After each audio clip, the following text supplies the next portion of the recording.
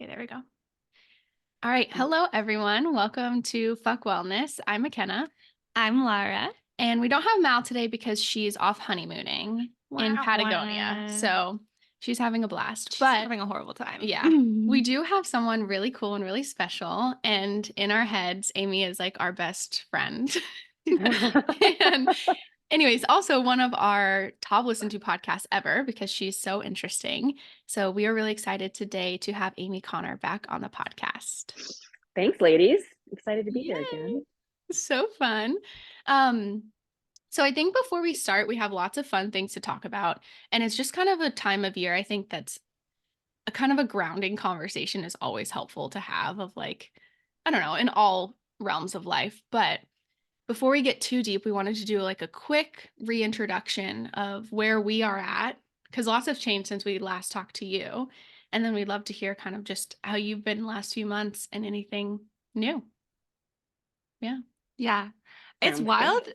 It's wild to think about how the last time we talked was April of 2023. Because when we were talking about it this morning, I was like, no chance did we talk to Amy in 2023. Like That seems like a this, really long time ago. it feels like 2 years ago that we last Yeah, talked. Was it yeah. 2022? To me, it feels like 3 months ago. So different time frame. Different, yeah. No, it was 2023 because I had done my breakup. Wow. Yeah. Wow. That's how I measure things. We've had a tumultuous year. So. Yeah. Yeah, and we know that a lot of people might be listening to this episode who aren't, fully in the know of our current lives. Plus, Amy, I haven't talked to you since April 2023. So, quick review on my life. We were in Boulder when we last talked in our beautiful, cozy home. We've since moved to San Francisco. We are in our San Francisco era. Yeah. City I love girls. that for you. Yeah. And yeah, it was very, very, you said the word tumultuous as our year was like pretty just juggling a lot of things at all times. I would say the move was very tumultuous. We almost got a divorce. Yeah. But we stayed strong. And yeah, I feel like okay. Oh my gosh, the biggest update, Amy, that I have to tell you is that I am tattooing people. Like Yes, I I had love I that. had briefly told you that was maybe a Yeah. dream of mine, but I am doing it. I took a course in 2023 and now I am tattooing friends and hopefully, gaining more clients. I'll let you tattoo me. Okay. Next podcast, Yeah. live streaming. Live stream the tattoo. Yeah, honestly, that's not a bad idea because I like to gab while I tattoo anyways. Yeah. But yeah, other than that, I work at Trader Joe's for my other job.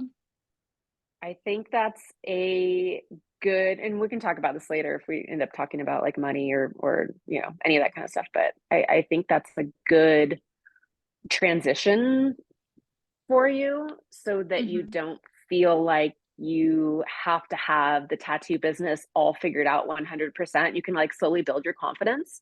It's like when I came into this work, I was doing real estate.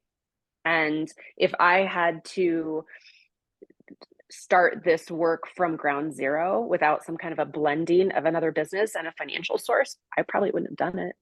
I wouldn't have known how I could have done it. How long did you kind of do both? I want to say that it was probably no more than 2 years. I know that it was definitely under 2 years. Dang. That, but like I was working, I think I shared an office like 1 day a week and started to do this work. So it was very like much of a gentle roll in. It wasn't like trial by fire, but yeah, I want to say it was something like that, maybe like a year and a half, until I was like, all right, like the market was naturally shifting. Things were kind of leaning their way towards me doing this full time. And so then I just jumped into it and never looked back. So, there's a leap of faith point that you'll have for sure, where Yeah. you're going to be like, all right, when am I ready to like move from Trader Joe's into doing this full time? But there's no shame in like building that business and having something on the side. It doesn't need to be jumping full in when you're like, man, I need to pay my bills. Like I need to just survive.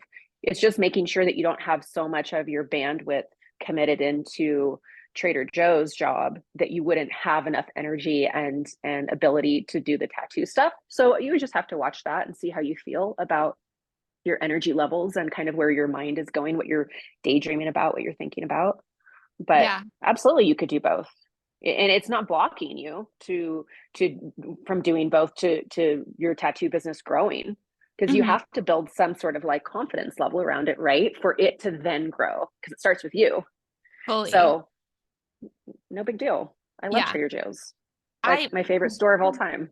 And we get a discount. and we get a nice little I would discount. love a discount. Yeah. So I'll drive down the hill like once a month and go to Trader Joe's. And I spent like $310 for the other day. I was like, I cannot afford Trader Joe's anymore. While it's like stocking the house, for like a Oh, long yeah. time. But still, yeah. I'm No, very it's easy to upset that they do. no longer have like the gingerbread like mix. My neighbor works at Trader Joe's. And so she fills me in with all this stuff and she brings me home with goodies. It's Yeah, good stuff. it's good Yeah. stuff. I with regards to like the doing both at once thing, I think it Mhm. is such you're right, it's such a dance, I think, with my energy levels right now because on the one hand, I definitely do not want to feel that my full financial burden has to be supported by tattooing because that's just so not realistic for me right now. Skill level and definitely confidence level. Like I feel Mhm. like my confidence level, maybe my skill is a little bit above my confidence level where like I just need to like build up my confidence to do the things that I really want to do and Mhm. that I think I can do. But I don't know, the whole point of the course that I took, it was so important for me because I tend to commit really fully to things, like really fully, pivot my life one way and really fully commit to one kind of path for my life. But this course and tattooing, I just want it to be so easeful and gentle on my life and like grow grow at a pace that like I'm actually comfortable with and not that my life is like demanding it to Mhm. grow, I guess. Mhm. Um but yeah, it's tough because I kind of scheduled myself early shifts in Trader Joe's so that I would have time to tattoo after work. And I've done that now a few times and I am beat. Like Ken can attest to the fact that if I do a shift at Trader Joe's and then a tattoo in the evening, I can't even like think after that. So what if it would be on your days off? Yeah. It yeah. That's hard too, because then it's like I would like to rest on my days off Mhm. because obviously that is nice, but I think it should be more on my Fridays and Saturdays if Mhm. possible. So Everybody has a time of day that they're good at stuff, right? Like I'm probably not going to take clients at 6, 7, 8 o'clock at night because it's just not my peak time. So Mhm. you just need to know like this is the time where I have the most energy and the most bandwidth and work around that. And if Mhm. that means like, one day on your day off, is that because you enjoy it and it's creative, then great, it could be that. But if it becomes less joyful and creative and more like work, then yeah, it's probably not the best thing to be doing on your day off because you do need some time to just do nothing and to rest. So yeah. organize it around the time that you're going to be the most with it or just the most energized, because Mhm. we all have our times a day that we feel the best and the times that we feel the most tired. I feel like this is a good kind of pivot that we could go into boundaries a little bit. Mm-hmm. You I think we've talked about this in the last episode, but you have always just striked me as someone who holds boundaries incredibly well. Mhm. And from like I guess from a personal perspective, but also a business perspective, how has that journey been in your own life? Like, have you felt like that was kind of seamless when you transitioned from real estate to intuitive work? Or was it Mm-hmm. something where you were like, oh, interesting, I'm having people maybe push a little bit more on my boundaries in Yeah. this realm of work? So, we can have boundaries that are really great in certain aspects of our life, and we can have really awful boundaries in other aspects. It's not all the same. So, growing up, I had awful boundaries around dating and relationships, but I always had great boundaries around work, no matter what business I was in or what business I owned. And I feel like that the boundaries around business have really helped me. And those haven't been things that I've really had to struggle with because of the way that I learned about work and finances and growing up and just what my normal was by what I witnessed growing up with my family. So, but that also goes to say that the boundaries that I witnessed growing up around relationships maybe weren't as great. So I've worked more on those. With the transition to real estate into this work, I feel like I had a leg up in that to be in real estate, you've got to be really on it and very organized and very like business oriented in your mindset. So it just naturally came into like I've always owned my own business pretty much, so that's always been normal for me. So transitioning into another business wasn't as difficult as it could be maybe if somebody was coming from like a 9 to 5 job and they've got that big transition to like, oh my God, now I've got to figure out like how to pay my quarterlies and how to pay for my healthcare and those types of things. So that's always been there for me. But the boundary part has been something that's also learned. We're not born with these great boundaries, no matter if it's around, relationship, friendships, work. They're things that you learn and you correct, and they can ebb and flow. So I feel like a lot of places where people get stuck with boundaries is that they feel like they want them, but they don't know how to identify exactly where they need them and then how to apply them. So I feel like it's first really recognizing like, all right, where do I feel the most overwhelmed? Because that's going to be kind of the feeling that comes up the most when we talk about boundaries, right? That feeling Mhm. of like, man, I feel so stressed out is probably a common term that people will use, but I feel so overwhelmed or I feel so anxious. I feel so fearful. So identifying like, where do you feel the most triggered with all of this? And is it from a person, like a friend, a boss, a relationship? Or do you really feel those overwhelming, triggered feelings when it comes to social media? And I think that's kind of the biggest one that people are dealing with these days Mhm. of feeling less than because of what is being shown to them and the things that we choose to look at that makes us feel so shitty about ourselves. So I would say there's so many things that encompass having boundaries. It's not just one thing. It's your environment. What are you putting yourself into? What does your environment look like? Who are the people that you're surrounding yourself with? So I would first identify, where do I feel the most overwhelmed? Because that's really going to tell you these are where I need to have better boundaries. Is it work related? Is it relationship related? Is it better boundaries around spending money? Like, where do I feel the most overwhelmed? And once you start to identify those little places, it becomes more clear about where you can actually have better boundaries. But until you identify that, it's just going to feel like this gray area of like, yeah, I don't really have them. And I just keep saying yes because I feel like I need to be, the good girl, the good boy, whatever. It has to start from what's my environment like, and does that really match how I want to feel? Oh boy. Yeah. So true. So true. No, I think that social media is the biggest culprit in my life. It's just all of a sudden you're like when we were handling the move, it was such a thing for me where like I had no energy to do anything else. So and I was just so overwhelmed with my life that like 10 minutes or whatever felt like an escape for me on social media. But now it's become a habit in a way where Mhm. it's like sucking the joy out of me. Mhm. And it's so uncomfortable, and I'm at the point where I'm, like, aware of it, and then the next step is to actually to, like, put some behavior change things in place. Well, what if you just started with like who you follow? Mm. Yeah, Instead of we need to cut it off.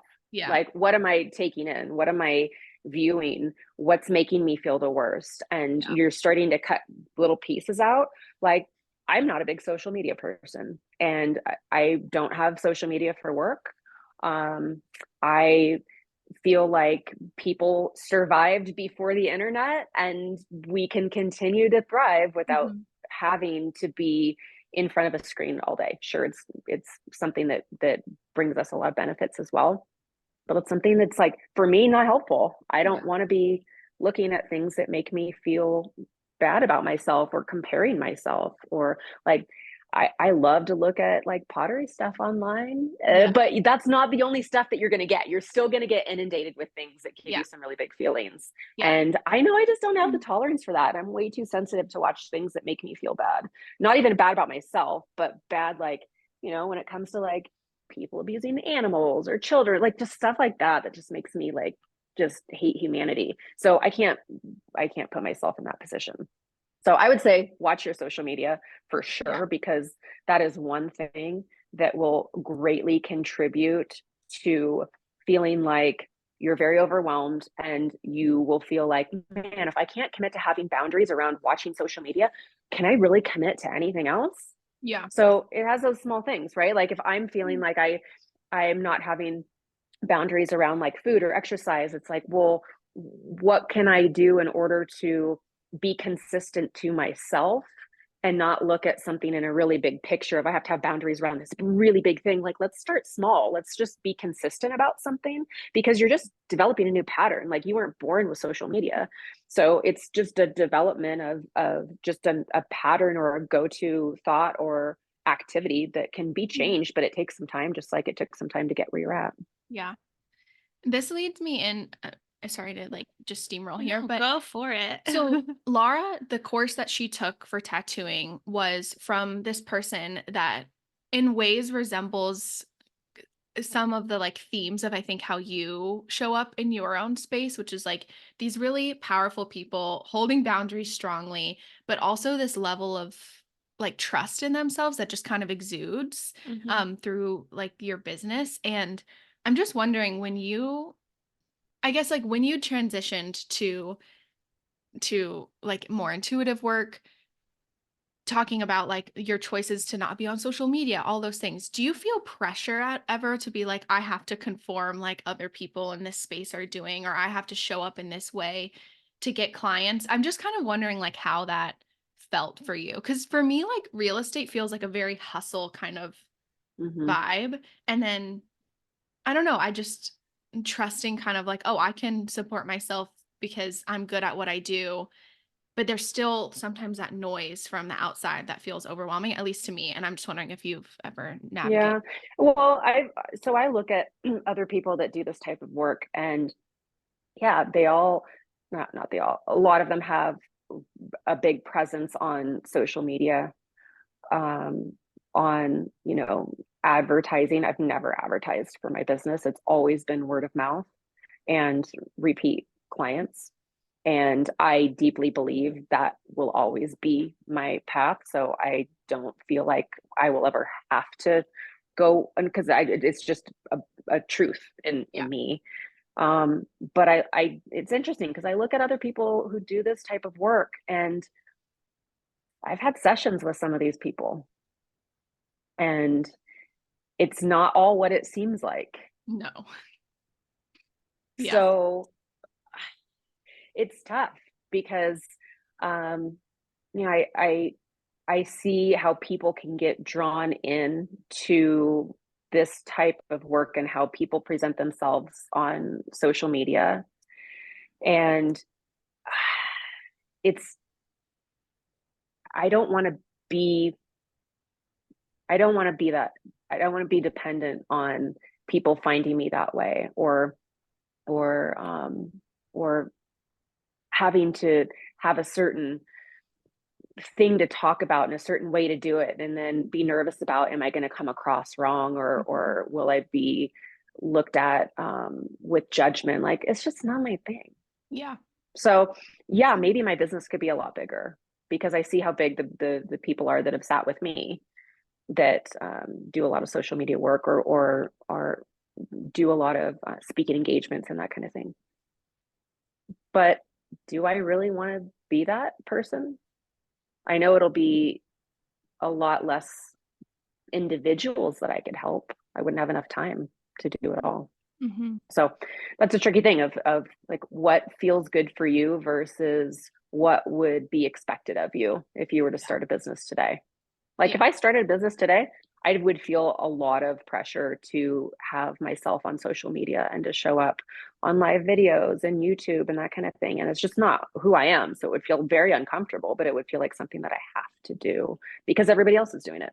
But Yeah. it's funny because it seems like we've gotten to almost this crux where people are feeling less desire to be on social media because it's become something that's blown up so much, where all of a sudden it's this like, I want to get off social media and I'm going to talk to you on social media about how I'm going to get off social Mm-hmm. media. Yep. So it's just such an interesting dynamic. There's also like, all these like millions of quasi life coaches that show up on social media, but then I talk with these people in my sessions and they have tremendous anxiety about Mm-hmm. being on social media. So it's a tough thing. I feel like it's whatever is your feel, whatever is your calling. My calling is not to be on social media, at least at this point. Maybe in 10 years, I'm going to be like, yeah, that's my thing. I'm doing YouTube Yeah. videos all the time. But for right now, it's just not who I am. Yeah. I, it's not how I want to be in my personal life. Therefore, it's not how I want to be building my business. Mm-hmm. It's not my environment. And my environment matches who I am and what I love to do right now. And I feel like that's why my life feels pretty darn zen. Mm-hmm. Yeah.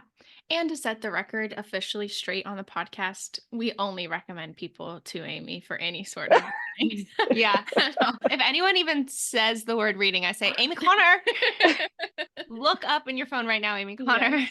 So yeah, word of mouth, it freaking works. Yeah. It works. Well, and I think there's also a specific element with like spirituality where it's very like, I'm going to be mysterious and I'm going to talk about like, I don't know, just the language is so like hokey to me sometimes. Like we're just Yeah, I don't know. And when you go to you, and I feel like when I give readings, I try and embody this as much as I can. It's like this is not that mysterious. Like it's not this Mm-hmm. like scary like smoke and mirrors type of yeah, situation. Like really at the end of the day, it's really just your humanity and how we can get closer to like a stronger sense of self with like this guidance and self-trust and all of the for above. And sure.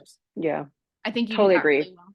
Yeah. Thank you. And I feel like that's part of why I'm not drawn to social media because I see some people reacting in these ways where, someone doing this type of line of work would be considered like a guru. And that's like, Yeah. I am the most humble person when it comes to this line of work. I would never, ever feel or say to somebody like, I hold every answer that you need to know. Yeah. It's like, no way, man. You've got a healing team of like a bunch of different people. And I would never try to convince somebody that like I am their answer and they need to spend all their money with me. Like there's been times where I've cut off a relationship with clients because I don't feel like I'm their person anymore. Yeah. And I'm not going to take someone's money if I don't feel like I'm their person. That is an awful way to build a healing business. So I feel like there would be a lot of pressure to be showing up a certain way. And I don't want anyone to ever feel like, I'm their cult leader or something where it's like I have every answer that they need and they have to come to me and I'm the only one like that. That's not who I am. And I hope that people don't uh, find those types of people, feeling that they have all of their answers. Totally. I think that's dangerous. Yeah. Very, very cult leader type stuff. um, that kind of made me think the idea of you maybe telling a client who has seen you a bunch of times, like, I am not your person anymore. Or even if you haven't seen them a bunch of times, just being like, I actually don't think that this relationship is good or beneficial or should happen. Um, I would love to hear more about how you have that conversation because although like it has not happened to me many times at all, um, I can kind of see and it's mostly happening to me like more in like the dating scene where people will like figure out I do tattoos and then like ask me in a way that I'm not comfortable with for like Mm. an exchange of like service, like tattoos or whatever, like whatever the service might be. If for Ken, maybe it's like a little tap in, like check in, like reading style that she's maybe not comfortable with. Like what advice do you have to someone who, I don't know, is getting questions like that about the service that you offer that you kind of want to like nix? Well, it's only been a handful of times that I've had that conversation of I'm probably not your person. Mm-hmm. It always comes from a really genuine spot of, but maybe I could refer you to this person.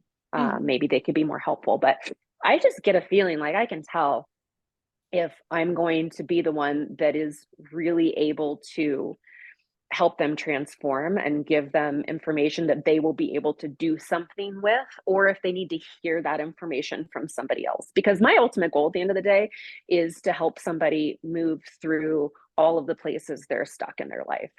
That is my hope, that I can provide them the answers and very specific details about here's what to do next, and here's what's coming up, and here's how you pivot. What they do with that is completely up to them. And if it gets to a point where I know that there's somebody else that I feel like is a better fit for them, I have to be honest and say that, because my business isn't built around taking people's money. It's built around how I can help them, and how I can help them shift and live the best life that they can. Mm-hmm. So yeah, it's a hard conversation, but that's also holding boundaries, right? Yeah.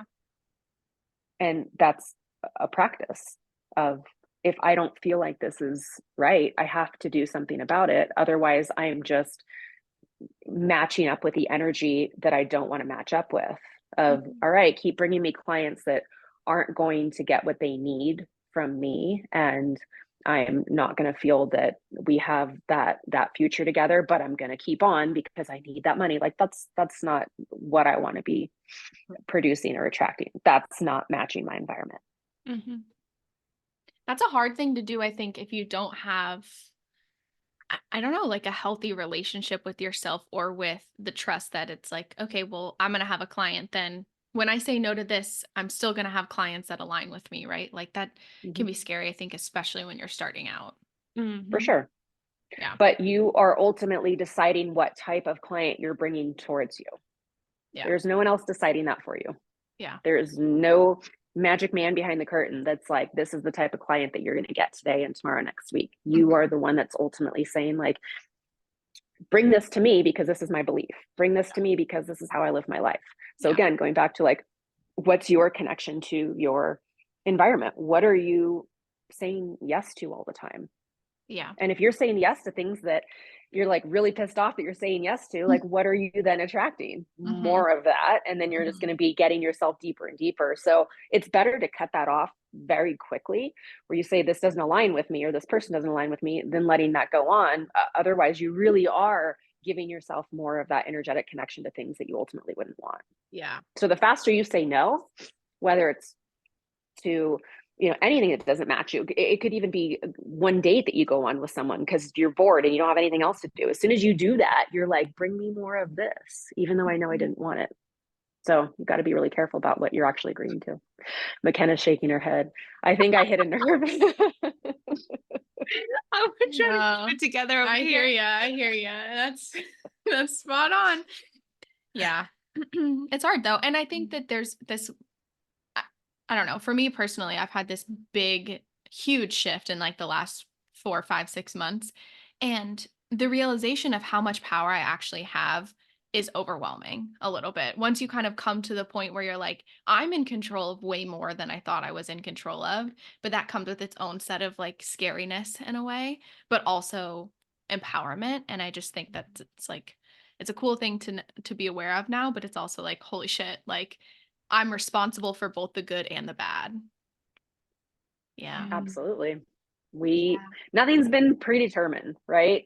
Like, where we are in the world because of the parents we chose, like little things like that are already established. But everything else, we're like characters in a movie that we've scripted, and we're like determining what that is Yeah. and what that looks like, and who's in the movie and who gets killed off, and all of the storylines. Oof. Nothing has been figured out. Oof. Yeah. I know, right? Like, why would I have decided to Yeah. do that one thing for Oh so man. long? But every one of our choices has some sort of benefit to it, Yeah. some sort of silver lining. Um, so speaking of kind of being able to have more choice in our own life, at now that we're kind of in a time, I guess we're at the new year. This episode will release the first week of January. But is there anything that you like to do to kind of like reset yourself for a new year or like around the solstice or whatever? I don't know. Do you have any like fun little rituals or whatever you do? My girlfriend brought me this care package for the solstice that Oh, was so cute. She's my like spiritual buddy. You know, we all have like different like people that we vibe mhm. with, and we're like witch sisters. Oh, um, yeah, she got me all of this just amazing stuff that was in such a thoughtful care package. And she likes to do watercolors, and she put together this paper, this art that had like, what are your resolutions, and what do you want for the solstice? And I use that as kind of also like, what do I want for next year, and gave it some real thought. I have so many opinions about this.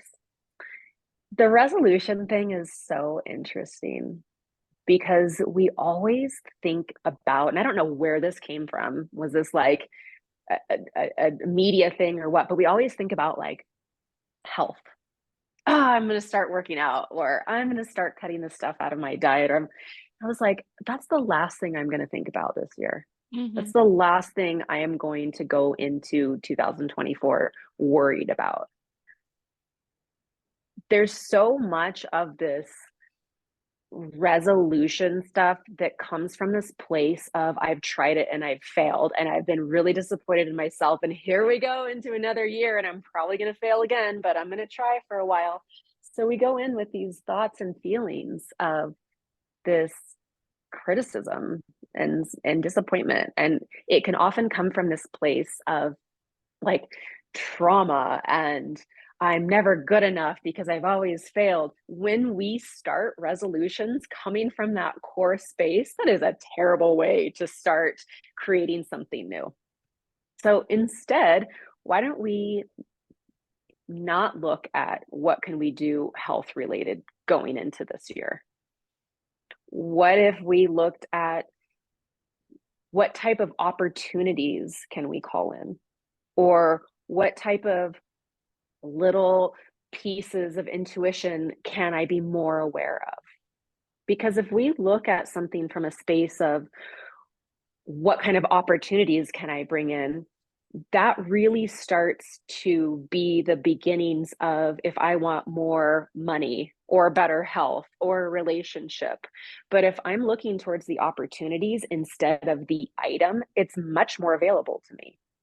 So if I want the opportunity of motivation or consistency, that's going to be so much more powerful than I'm going to start working out, right? We need to have the consistency to keep that resolution going. So it can't just be, I want the item or I want this thing, because how are you going to get from point A to point B to actually obtain that?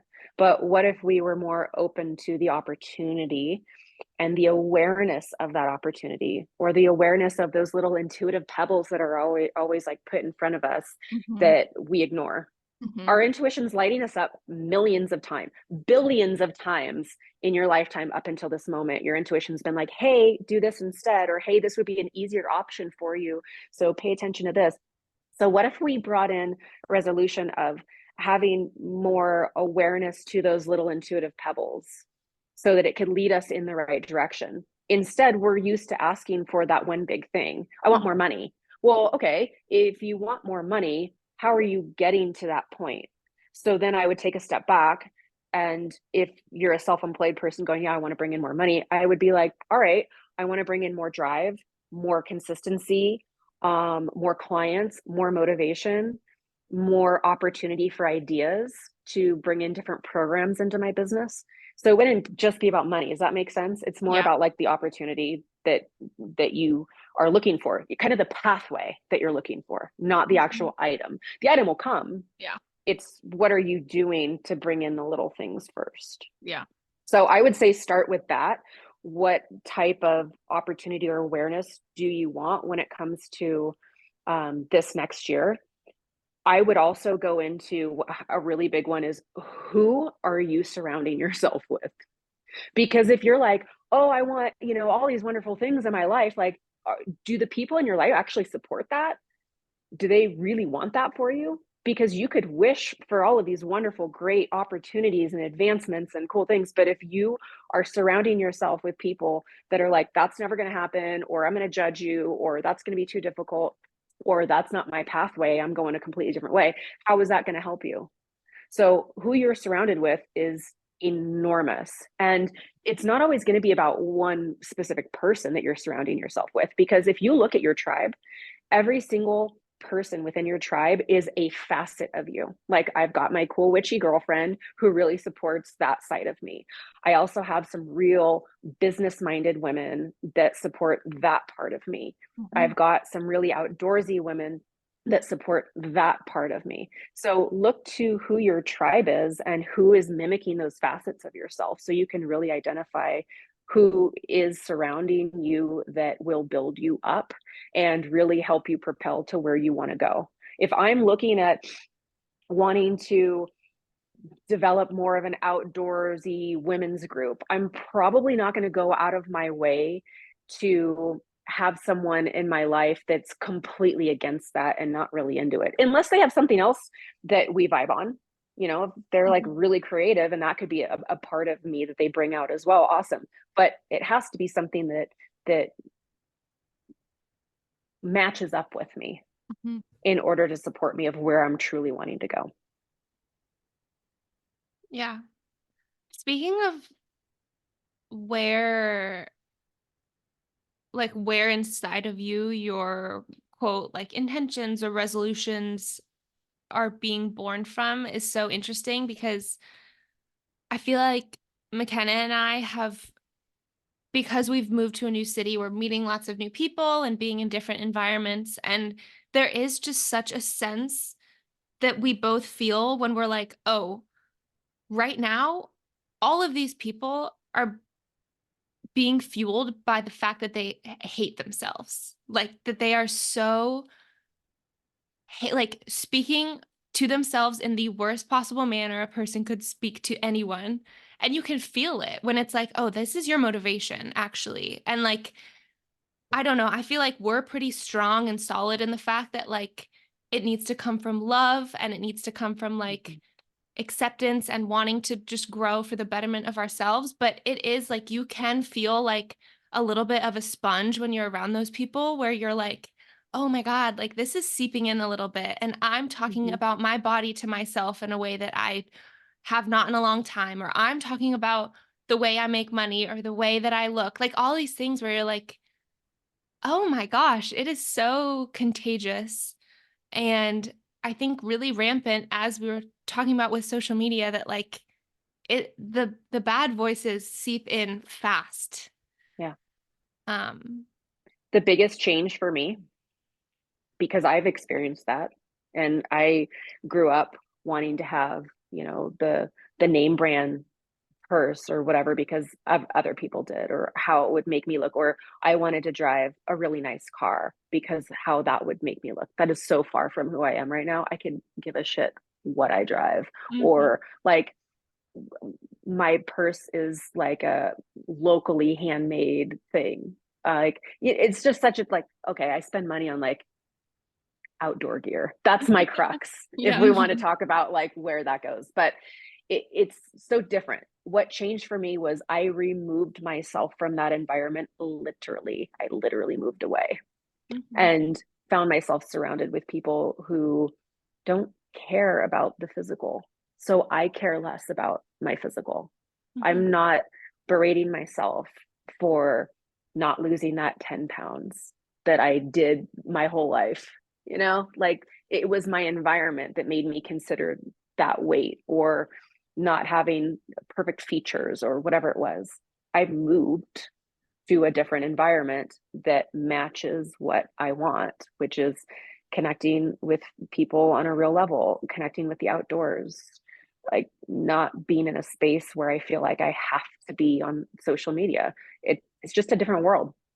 So the more that you can make sure that your environment matches what your goal is for yourself, the better. It doesn't mean that you have to move out of the city. It just means finding those people within the city who really love to connect on that creative level, on that outdoor level. There's tons of them there, Mhm. I just also like think you going, Yeah. what is happening? yeah. Mhm. I think it's a really powerful moment too where you're like talking with someone and instead of being swept into the wave with them, you kind of have that just like, oh, this is not for me actually. This is separate and not getting into that whole mess, I think is such a powerful moment. It doesn't happen all the time, but when it happens, I'm like, okay, like I got this. I can be around in these situations Mhm. without feeling overwhelmed. Mhm. Yeah. You know, you can also be the start of the shift. I've noticed that where I'm at now, no one ever asks what you do for work. It's Mm. not a conversation. It's, Mhm. so what trails do you ride? Yeah. Or like, what are you, what, like, where do you like to go paddle? Like, it's never about what do you do for work. And you can be that shift when you meet somebody and ask them something like, so what kind of outdoor activity do you love? Or like, what kind of, if you could have um, your first tattoo, what would that be? Like striking up a conversation that's not around work and the strive and the pressure is something that you can create, and you'll find that people will match up towards that. Well, I think that's interesting too because being in Boulder, that we were surrounded much more with people who are like, "What's your favorite coffee shop?" or like, "Where do you like to go Mhm. hiking?" That sort of conversation. And being in San Francisco has been kind of like a, I think, slap in the face a little bit where we're like, "Whoa!" like people really care about appearances here. Oh, yeah. People really Yeah. care about fashion. Like I went on. Actually, I can't tell a story on the podcast, but someone made a comment one time about like I had worn like a t-shirt to a date, and it was kind of like, whoa, whoa kind of vibe. And I was just like, this is not like that, like fancy. I, you know, work a job that I make a lot of money, but I am miserable. Like that is not Mhm. for me or for Laura, I don't think. And so it's, I don't know, it's just an interesting vibe to be thrown in when neither of us have experienced that ever. So So it's, what you need to do is make sure that you don't attach to that vibe, yeah, Yeah. right? So you have to make sure that you bring that Boulder energy in and you're like, yeah, that's just not who I am. yeah, And I'm not attracting those people that are the opposite because yeah, they're coming from a place of needing to overachieve in order to make themselves feel lovable, yeah, connected, yeah, the pressure to perform because we could get into the whys, but like all the stuff that we develop in childhood of yeah, why we need to push and prove ourselves to be like, hey, I'm good enough. So if we look at that being more of the core thing in the city of I need to prove that I'm good enough and I'm going to be smart enough and good looking enough and I'm going to have this place in this prestigious neighborhood, that's coming from a place of insecurity, right? hmm, Of feeling like I grew up never quite feeling acknowledged or good enough, or I felt like I always had the pressure to have this certain job. So that's what I witnessed, that's what I chose. But it's coming from this place of I just don't feel good enough in myself. So I have to yeah, produce. Make sure you don't match with that energy, and then you yeah, will not be meeting these people yeah, or going on a date with these people as long as you're feeling like you're good. yeah. It's not perfection we're looking for, but it just that baseline of like, I'm good. I Mhm. don't need this stuff. Yeah. Well, and I think kind of also just my other comment based on 2024 or like looking ahead to the new year, kind of watching out for those hits of intuition that you get. I feel like my life, I don't know, I just feel like when it starts to simplify when you're like, okay, my priority is truly caring for myself in the most genuine way possible. Everything becomes easier. Like I can listen to those intuitive hits or I can um maybe be more aligned with what I want to do movement wise or whatever it might be because it's no longer like trying to force a square peg in a round hole kind of vibe. Yeah. It's like it's gentler, it's simpler, it's easier. And those ideas and those answers are actually right in front of our face, even though we feel like we need to seek them out. Yeah. It's in the simple things of like, what would feel really good to do right now? Is it going outside and being in nature? Is it going to be creative in a studio? Like, we Yeah. know what we're drawn to and those things that kind of gnaw at us a bit. So moving into 24, why don't we pay more attention to those things that have always been those little voices, instead of dismissing it as like, it's not productive enough, Yeah. or it's not going to be fulfilling me enough, or it's not going to get me to that ultimate place. Like, we need to be enjoying how to be more than do. And that is ultimately kind of the secret of life, of like the secret of happiness, is feeling like we're just at a really nice, enjoyable level that has a good balance to it. Mhm. It's got that work-life balance or relationship life balance, where it's like, I'm doing things that I enjoy and they just make me feel good, even if it's for 10 minutes. It doesn't have to be all day. But those pieces are actually where you're going to find the most happiness. Yeah. Laura's taking notes. I'm just gonna, you know, I think the title of this episode should be The Secret to Happiness. The secret to happiness. We've Yeah. cracked the code, everyone. Yeah, no worries. Wouldn't that be Relax. great? It's different for everybody, but there's definitely more of that enjoyment of like, what do I love to do, that comes in just to make everything a little bit more balanced. Doesn't mean that everything's perfect, but it's just finding that footing a little bit better. Yeah. Yeah. I think that like, I don't know, something that McKenna and I are always talking about recently is, you know, one, like life isn't serious. Like we say it so often, we're like, this shit is not serious. Like it's serious, but it also in the correct, like with the correct inflection, like it's not serious. And then Meaning like we don't have to like really stress about saying no thank you to a person or like stuff like that, you know? or like don't stress about like what you're wearing to work or what your hair looks like or like things like that, like the small things. I'm like, it's not serious.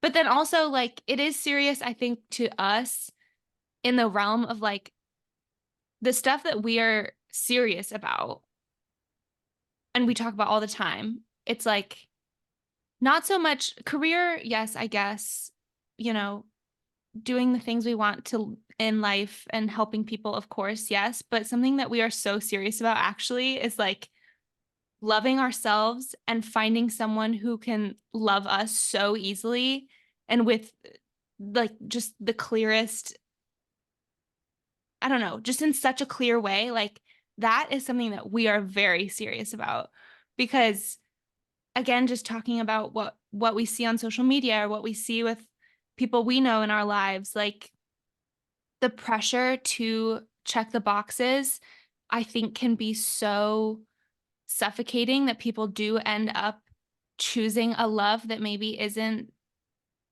you know, fully what they deserve or what, I don't know, just isn't full in the way that we like are so serious about finding. And Which also means we're serious about looking inside of like what we're doing to, yes, you know. yeah. I don't even know where I was going with that. Well, we're just at this like we're so young, but we're at this age where it's Yeah. starting to happen We're more. 27. And we're just like, whoa, like this is interesting. Like I don't know, it's like that pressure a little bit of people wanting to like put it on you, but also that like I want to run away when I see some of these marriages. I'm like, no, no, no, no, no. Yeah. Well, you're 27, but you're also in a generation that is very unique, in that finally people are asking these deep questions about themselves and their purpose, and having accessibility through the internet of finding more solutions, looking towards therapy, being open and talking about this stuff, and really looking at like patterns. Like, that stuff didn't exist when I was younger. I mean, maybe it did in books, but nothing that people really talked about, that we really like seeked out, because it just wasn't common stuff, like how the internet will spread that now. So you're in a really unique spot of being able to really look inside yourself and start to ask those questions. Doesn't mean you're going to figure them all out. You will figure out the ones that you're supposed to, but you're in a really interesting space that I'm eager to look, just see how it all unfolds Yeah. for you guys, for your generation, just to God, your generation. I sound so old. um, but Hmm. yeah, it's a very, very unique space you're in. But you're asking all the right questions. Yeah. One of the But things it's that I feel like I've had to hold myself really accountable for is like this ease that I can slip into like self-deprecating humor or mm, humor that's like based on like our financial situation or men. Like that's really the big one where it's like that's we a tricky one. yeah. Don't go too far down that road Yeah. because you start to actually affirm that stuff to be true. Like I was 100%. making a lot of jokes about like our home remodel, which has been a freaking nightmare. But here I am again saying it's a nightmare. I could be like, it's no big deal. Yeah. It's Mhm. easy. The money's going to flow in. It's all going to be simple and easy. But, you can make jokes about it of like, oh, we're still doing this remodel. Mhm. Something as simple as that can actually kind of fuel the fire. Yeah. So even when you're joking, you've got to kind of check yourself and ask, like, what's my storyline? Yeah. It's just hard when the jokes are so funny. It's hard when you're hilarious. It's hard when you're comedians. Yeah.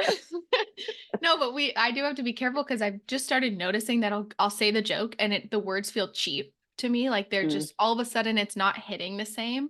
I'm like, okay, I should stop talking about men this way because and then I'm expecting this man to walk into my life that's like whatever. I'm like, no, I'm shitting on men all day. Like I can't have both. Like it's not yeah. how it works.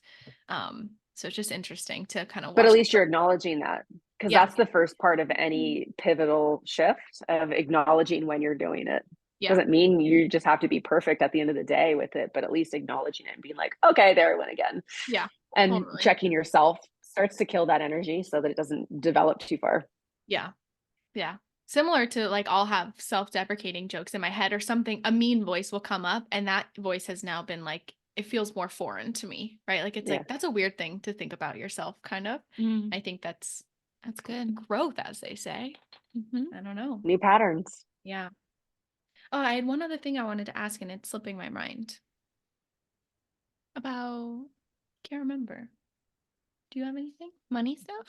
Oh, we talked about money. Dang it. Hmm.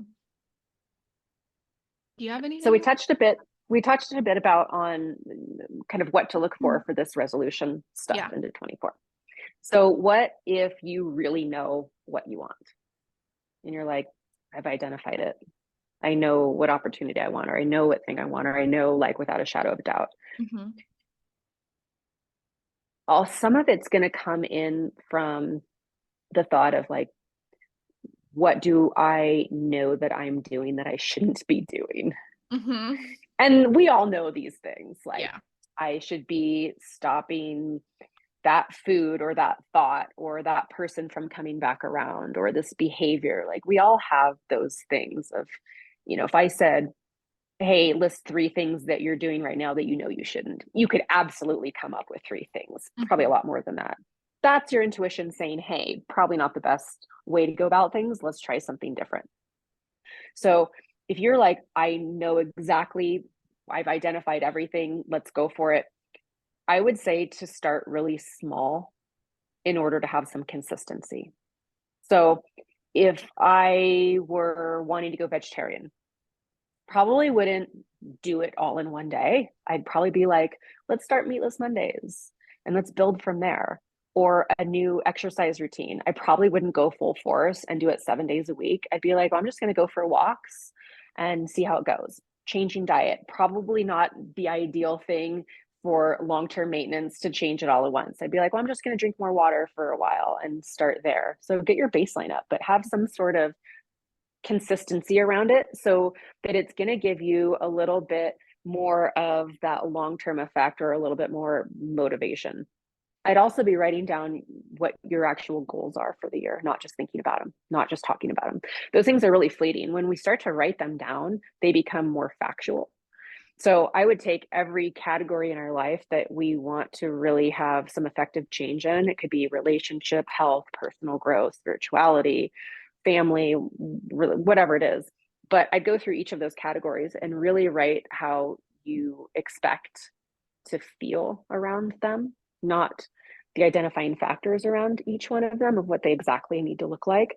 But if Mhm. I was going to write down in my financial category what that is, I would write, I want to feel like, and really get into what it would feel like, not just I hope and pray, but like I'm feeling like I can pay my bills with ease and I can look at my bank account every month and feel good about it and feel proud about it.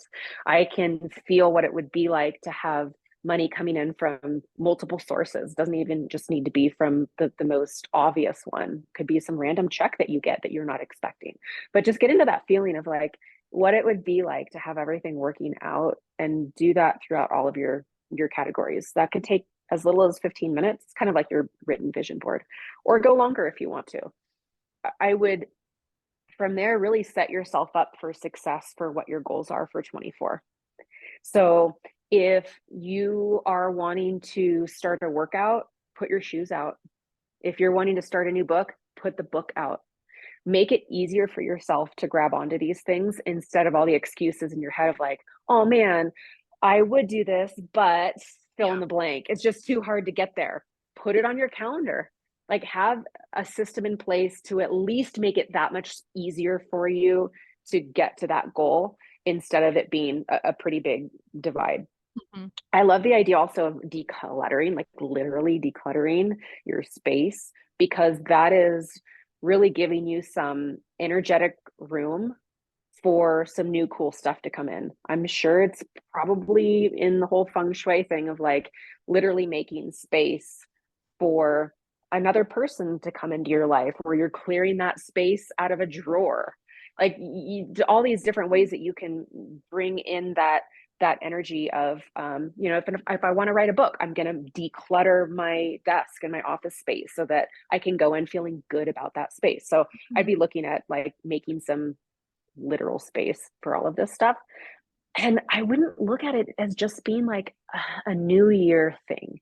Yeah. I think that's where we get the most stuck. We've got one chance once a year. Like, let's look at these different moon cycles, or let's look at Mercury in retrograde, or let's look at just it being on a monthly basis of when we want to set some smaller goals, because those are going to be much Mhm. more obtainable than something that's going to be once a year. Yeah. It's also like weird. I don't know, so much change can happen in a month. Like your life could change in 3 months. Like I have this crazy. client that I always, whenever we talk, I always am like telling her how just in awe I am from how her life changed in exactly 1 year.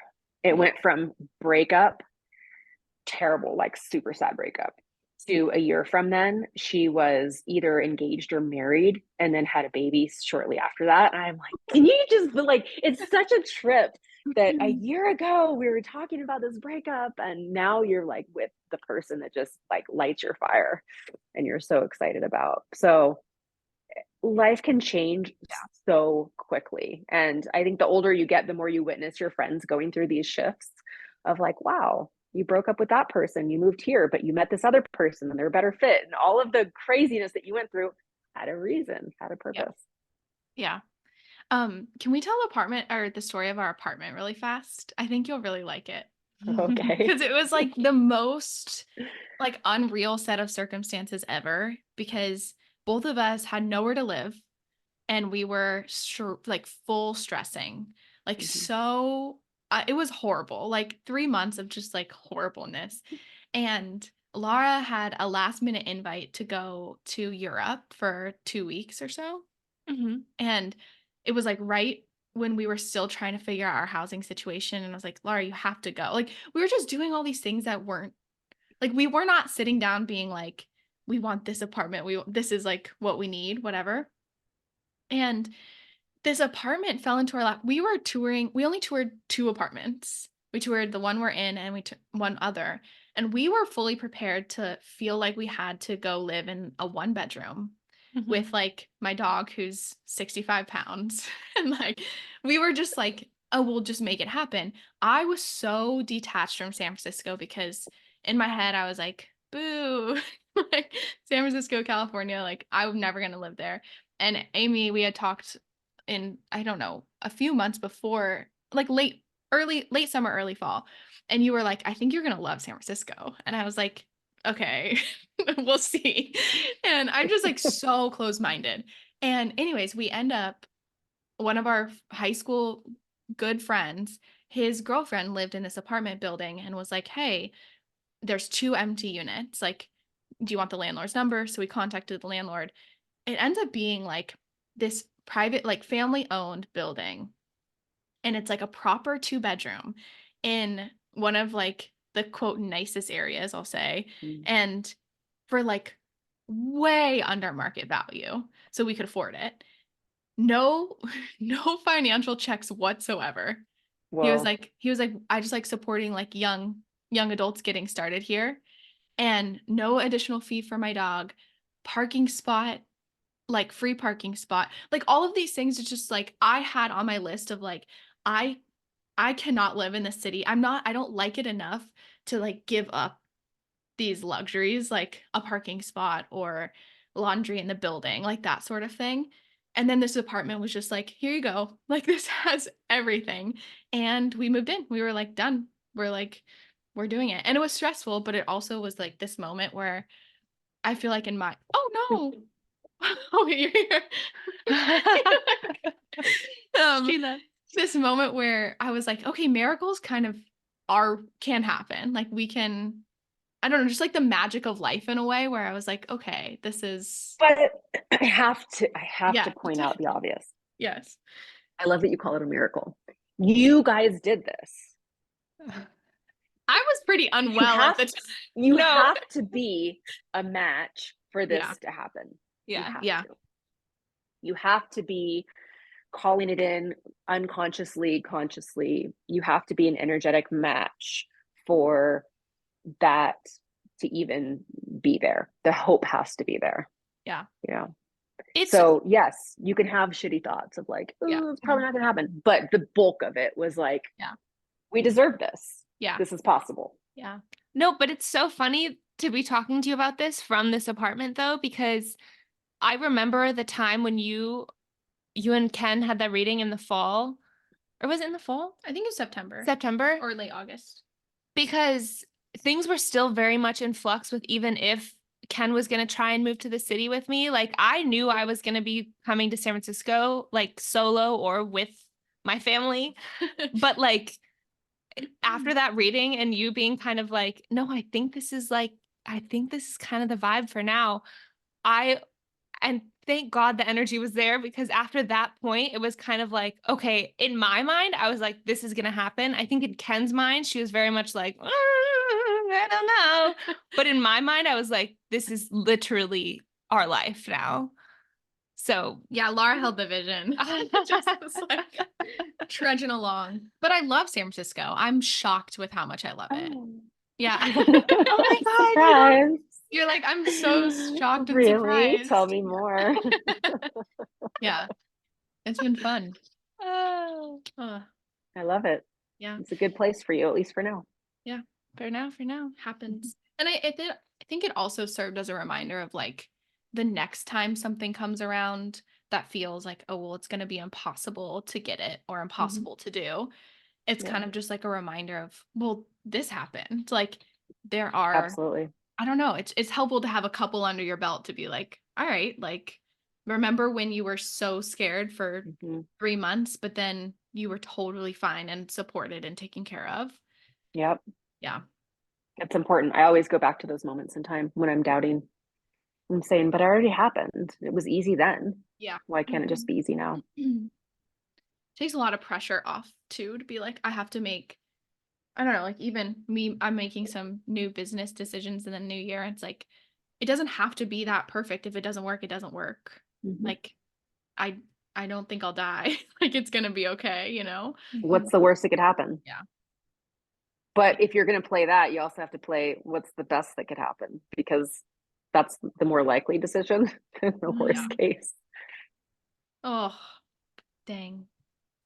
Oh my gosh, this was so fun. Yeah. Do you have anything that we didn't touch on that you wanted to share? No, I think we covered it. Covered it all. We hit some good topics. I think this is just like the part of the year that a lot of people I'm talking to feel. I don't know if you feel this way necessarily in your clients or in your life or Mhm. whatever. I hope that your life is more zen than this. But being around people who it just feels like it's like that energy of like I have to like I don't know, I have to change completely or I have to do this or I have to do that. And so I think Mhm. having conversations with you is a good reminder of like deep breaths, we can slow down. We don't have to get wrapped up into that. Mm-hmm. And it doesn't have to be perfect day one. Like, Doesn't have to be perfect day one. And has anxiety ever really been helpful? no. Mm-mm. No. Uh, Maybe it can identify other places that we can, strive to have or work on, or all of our feelings are meaningful and they serve a purpose, but when we sit in them too long is when we get stuck. yeah. So what is the anxiety that comes up around the next year is what I would ask somebody. What's the fear? Because anxiety is fear, right? What are you scared of? The unknown, being in the same pattern.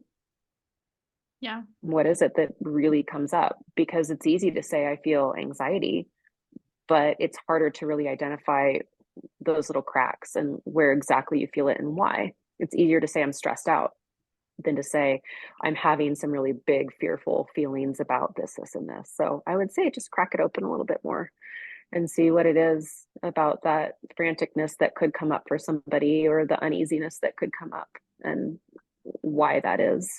And really looking at what your storyline is, what you're telling yourself, the conversations you're having with people. And you will soon see where your energy is and where your intention is by those conversations.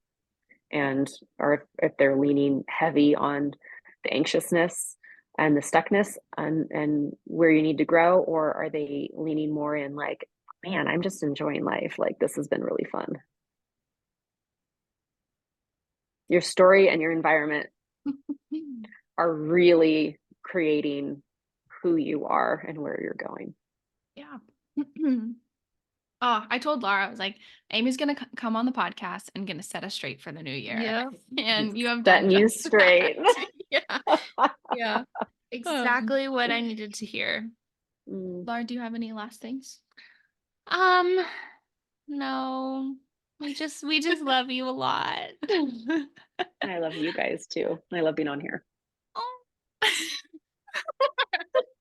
Um, can you remind everyone, we'll plug your website and stuff in the show notes, but can you remind everyone where they can find you? They can find me not on social media, but they can find me on the internet. Could you imagine if you're Um, like Instagram, TikTok, Facebook, you're just like the I antithesis of what couldn't, you just said. Yeah. I could not keep up on. You can find me on MySpace. That's the only one I'm on. Yeah. You can find me on my website, amyconnor.net. You can schedule a session, multiple sessions if you want to do like more of a coaching style. But it's eventually it's going to be a book. I think that's my big thing this year, of finally putting that into play. Like, it's been gnawing at me for years, and every time I have a client going like, God, can you just write a book? And I think about it, and it's like, a very, very like genuine feeling for me. I'm like, oh my God, they like me, what? And then it just like phased where I was like, oh man, that, like, what would I write about? Like, I have so many ideas about what I'd want to put down, the flow. And I know once I just sit down and like make space for it, it'll flow out. I love writing. So Oh. that won't be a problem. It's just kind of making the space and doing it. So I think that's the next step. So if there's anybody out there that can help me with publishing information and all the like nuts and bolts, that's where I get the most stuck. That's gonna be amazing. Would you ever consider like a multi-book series, like a 3-book series? Definitely, it would be more than one. Yeah. I don't know how I would tie them together or, what that would look like, but for sure, I feel like there would be several that would be kind of boom, boom, boom. Yeah.